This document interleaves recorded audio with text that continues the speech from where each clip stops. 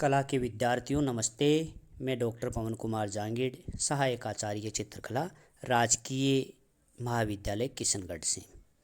प्रिय विद्यार्थियों, हमने ब्रिटिश दृश्य चित्रण के अंतर्गत टर्नर के बारे में अध्ययन किया। आज हम ब्रिटिश दृश्य चित्रण के ही अंतर्गत उसके प्रमुख कलाकार जॉन कॉन्स्टेबल के बारे में चर्चा करेंगे।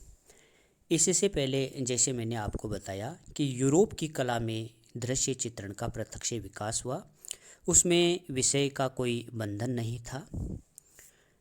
दृश्य चित्रकार अपनी मौज के अनुसार ही टेक्निक विकसित करने में समर्थ हुए। पुराने समय में दृश्य चित्रण स्वतंत्र कला नहीं था। वास्तव में देखा जाए तो पुनरुत्थान काल से ही चित्रकला में दृश्य चित्रण का विकास हुआ था। तितोरेंतो, जॉर्जियन एवं ड्यूरर आदि इसके विशेष प्रयोक्ता थे। दृश्य चित्रकारों ने आरंभ में डच स्कूल से प्रेरणा ली।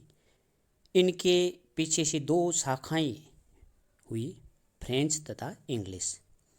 जल रंगों के अधिक प्रयोग से ब्रिटिश दृश्य चित्रकार प्रकाश तथा वातावरण का नियंत्रण सफलता से कर सके। जैसा कि मैंने आपको पूर्व में बताया कि स्वच्छंदतावाद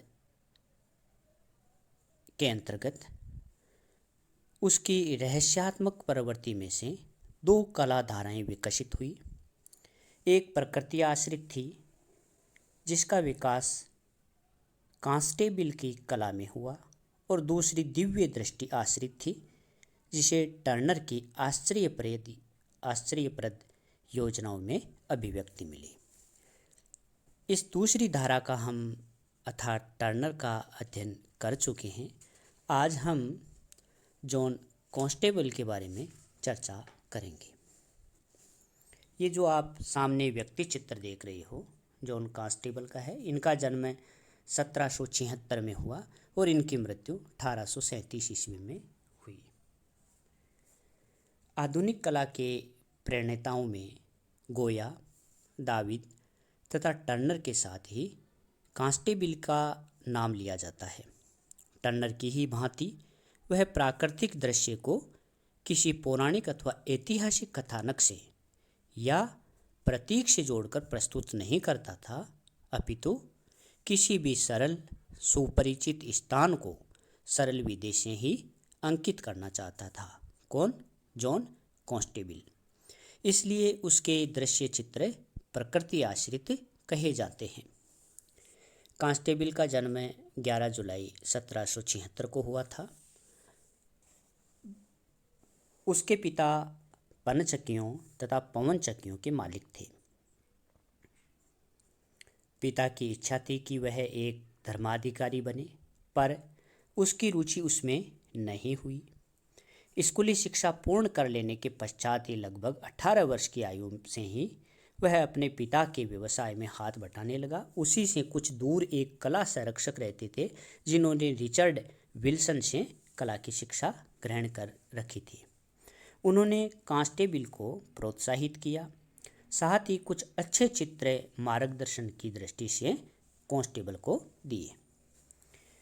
इनमें गर्टिन तथा क्लोद के भी चित्र थे, जिनसे कॉन्स्टेबल को बहुत प्रेरणा मिली। 1795 में 95 में कॉन्स्टेबल को कला शिक्षा के लिए लंदन जाने की आज्ञा मिल गई और वहाँ उसकी भेंट रॉयल अकादमी में रिचर्ड विल्सन के शिष्य जोसेफ फेरिंगटन से हुई। फेरिंगटन ने कॉन्स्टेबल को अपने कला संबंधी विचारों से अवगत कराया और 1799 ही उनके प्रयत्नों से ही कॉन्स्टेबल का प्रवेश रॉयल अकादमी में हुआ। 1802 में उसने अपने दृश्य चित्रों की प्रथम प्रदर्शनी की, किंतु उसका अधिक स्वागत नहीं हुआ। वह व्यक्ति चित्र भी बनाता रहा। कौन? John constable. जैसे आप स्लाइड में देखो,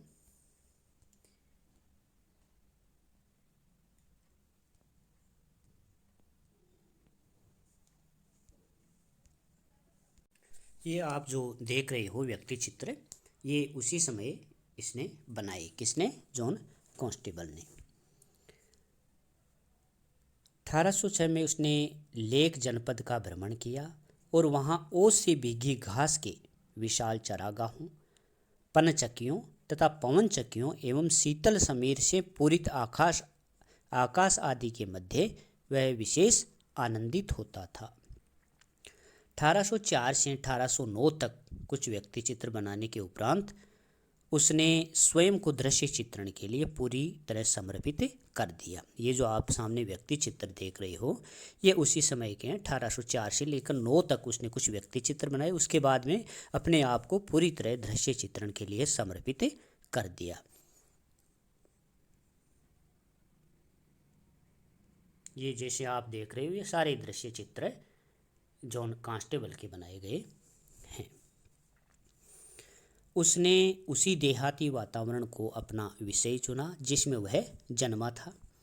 इसके साथ ही उसे 1818 से 20 के मध्य प्रकाशित ल्यूक होवार्ड की कृति लंदन की जलवायु से आकाश के विभिन्न प्रभावों के अध्ययन में बहुत सहायता मिली। किसको? जॉन कांस्टेबल को। इसी के कारण वह विभिन्न प्रकार की जलवायु से प्रभावित आकाश को चित्रित करने में सफल हुआ। वह केवल स्थानों के चित्र देने से ही संतुष्ट नहीं हुआ, बल्कि प्रकाश, मंद समीर, पुष्पों का विकास, वातावरण की प्रफुल्लता तथा ताजगी आदि को चित्रित करने में लग गया। कौन? John constable. इसके लिए उसने अनेक अध्ययन चित्र बनाए जो अब विक्टोरिया तथा अल्बर्ट संग्रहालय साउथ केसिंगटन में हैं। उसने जो प्रयोग किए उनके कारण 1815 से 1821 तक की अवधि में उसकी कला में पर्याप्त अंतर आ गया, जिसे फ्लैटफोर्ड मिल के निकट नौका निर्माण, ये जो आप सामने चित्र देख रहे हो, फ्लैटफोर्ड मिल के निकट नौका निर्माण तथा भूसा गाड़ी की तुलना से समझा जा सकता है। ये वाले चित्र जो हैं आप देख रही हो। 1816 में कांस्टेबल ने पिता की इच्छा के विरुद्ध एक युवती से विवाह कर लिया। इसके बाद में 1819 में उसने अकादमी में स्तूर नदी किनारे का एक दृश्य शीर्षक एक बड़ा चित्र प्रदर्शित किया। इसकी प्रशंसा हुई और उसे अकादमी का सदस्य भी बना लिया गया। 1821 ईस्वी में उसने हे वैन, जो आप सामने चित्र देख रहे हो, भूसा गाड़ी चित्र प्रदर्शित किया, जिसकी अधिक प्रशंसा नहीं हुई।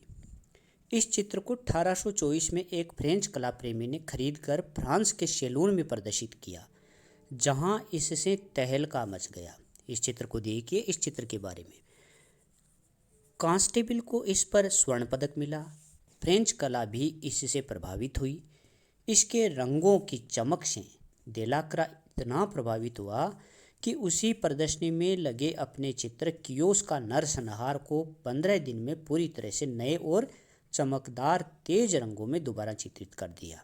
इस चित्र के कारण कांस्टेबल की जो ये चित्र है भूसा गाड़ी के प्रभाव से रंगों तथा दृश्य चित्रण के संबंध में उसके विचार ही बदल गए। किसके? देलाक्रा के। उसकी कला ने फ्रांस के तत्कालीन स्वच्छंदतावादी तथा बारबीजन स्कूल के चित्रकारों को पर्याप्त प्रभावित किया। यह भी कहा जाता है कि इसने फ्रेंच दृश्य चित्रण की धारा को ही मोड़ दिया। इस प्रकार कांस्टेबल को पहली बड़ी और वास्तविक सफलता मिली। 1825 में उसने अकादमी का अपना चित्र उछल कर लांघता हुआ अश्व, ये जो आप चित्र देख रहे हो, 1825 में उसने अकादमी को अपना चित्र ये उछल कर लांघता हुआ अश्व भेजा। इसके हेतु उसने 6 फीट का एक स्केच भी बनाया था, जिसे कलाविद अधिक ताज़ा रंगों की अनुभूति कराने वाला मानते हैं।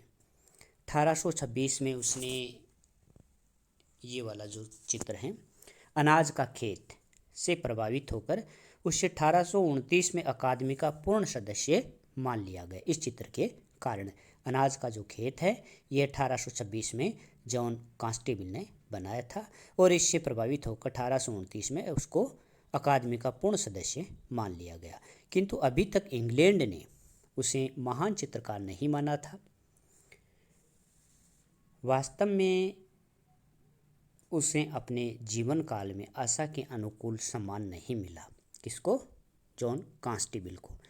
कभी कभी तो वह अपने यश की इच्छा से समाचार पत्रों में विज्ञापन भी दे देता था कि मिस्टर कांस्टेबल की प्रदर्शनी लगी हुई है और उसके घर अर्जी देकर यह प्रदर्शनी बिना टिकट लिए मुफ्त देखी जा सकती है। 1831 में डेविड लुकास नामक एक उत्कीर्ण ने कांस्टेबल के दृश्य चित्रों को छापने की अनुमति मांगी। अनिच्छुक सी मानसिक स्थिति में कांस्टेबल ने उसे अनुमति दे दी। इसके पश्चात श्वेत तथा काले रंग में उसके जो चित्र छपे उनमें कोमल प्रभाव आने लगा और उनके कारण ये चित्र बिकने लगे और लोकप्रिय भी होने लगे। ये जो आप चित्र देख रहे हो, इस प्रकार के चित्र उसने बनाए, किंतु उसके तेल चित्र बनते गए और घर में बिना बिके चित्रों का ढेर लगता गया। 1837 में सहसा उसकी मृत्यु हो गई। उसके पश्चात ही लोग उसकी प्रतिभा को समझ पाए। कला प्रेमियों ने एकत्रित होकर उसका चित्र अनाज का खेत खरीद कर राष्ट्र को समर्पित कर दिया। ये जो चित्र हैं, इस चित्र के बारे में C.R. लेस्ली ने उसका जीवन चरित्र छापा और उसके व्यक्तित्व तथा कला की भूरी भूरी प्रशंसा की। कांस्टेबल की कला पर 17वीं सदी की डच चित्रकला का प्रमुख प्रभाव था। वह इस कला परंपरा का महान चित्रकार था। टर्नर उससे कुछ अधिक समय तक जीवित रहा था, अतः उसके मरने के उपरांत टर्नर ने प्रकृति के दूसरे ही पक्ष का चित्रण किया, जो प्राय आंधी, वायु, जल से प्रमुखतः संबंधित था। इसके विपरीत कांस्टेबल को लहलहाते खेत, ये जो आप देख रहे हो इन चित्रों में देखिए,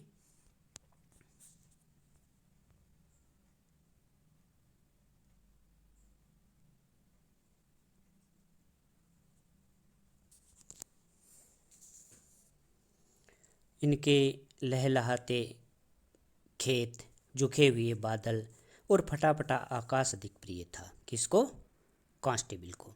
ऋतुओं का परिवर्तन उसे बहुत अच्छा लगता था। तीव्र प्रकाश के साथ वह गहरी छाया का भी प्रयोग करता था। जॉन कांस्टेबल ने बादामी रंग लगाने की पुरानी पद्धति को छोड़ दिया और प्राकृतिक नीले तथा हरे रंगों का प्रयोग किया और संवेदना के अनुसार रंगों की योजनाएं की। कांस्टेबल की दृष्टि में कोई भी वस्तु बद्ध नहीं थी। उसकी यह विशेषता थी कि वह एक ही दृश्य को अनेक बार बनाकर वह प्रकृति की विभिन्न शक्तियों का साक्षात्कार करना चाहता था। उसके विषय घर के अंधेरे से लेकर जंगल के खुले प्रकाश तक बिखरे हुए हैं। उसकी कला में बारीकी का अभाव है। यह आधुनिक कला की एक नकारात्मक विशेषता है। आधुनिक कलाकार यह समझता है कि चित्र की बारीकी से पूर्ण करने से वस्तु की नैसर्गिक गति नष्ट हो जाती है। कांस्टेबल के रेखा चित्रों में क्षणिक संवेदनाओं का अंकन हुआ है। उसने विभिन्न धरातलीय प्रभावों तथा वातावरण को भी बड़ी सावधानी से चित्रित किया था। उसके चित्रों में प्रकाश कुछ निश्चित स्रोतों से आता है और बंधा हुआ चलता है। यूरोप के अन्य देशों की प्रकृति का चित्रण न करके उसने केवल अपने देश की ही धरती के सौंदर्य की छवि उतारी है। किसने? जॉन कांस्टेबल ने।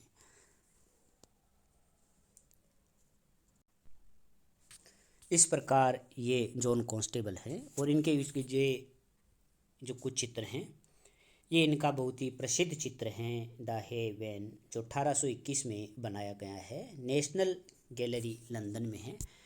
इसका नाम जो भूसा गाड़ी है। इसके अलावा ये फ्लैटफोर्ड मिल, जो मैंने आपको बताया, यह भी इनका एक बहुत ही प्रसिद्ध चित्र है। फ्लैटफोर्ड मिल के निकट नौका निर्माण इस चित्र का शीर्षक है। यह भी इनका एक बहुत ही प्रसिद्ध चित्र है, जो द लॉक 1824 में बनाया गया चित्र है और ये प्राइवेट कलेक्शन के अंतर्गत है। यह जो इनका चित्र है, वाइट हॉर्स, यह भी 1819 का है और बहुत ही प्रसिद्ध चित्रों के अंतर्गत इसको भी गिना जाता है। यह जैसे बताया मैंने उछल कर लांघता हुआ अश्व इनका जो चित्र है, प्रसिद्ध चित्र है। 1825 में इस चित्र को इसने बनाया था। और यह अनाज का खेत जो इनका है, यह भी बहुत प्रसिद्ध चित्र है जो 1826 ईस्वी में जॉन कांस्टेबल ने बनाया था। यह भी इनके कुछ चित्र हैं जो 1817 में और बनाए गए हैं। यह इनके कुछ और प्रमुख चित्र हैं जिनको आप अध्ययन की दृष्टि से देख सकते हो। यह जो मैंने आपको बताया प्रारंभ में जो व्यक्ति चित्र बनाए, उसके बाद में पूरी तरह प्रकृति के चित्र इसने बनाए हैं जॉन कांस्टेबल ने। इस प्रकार आज का ये हमारा टॉपिक पूरा हुआ, जॉन कांस्टेबल। धन्यवाद।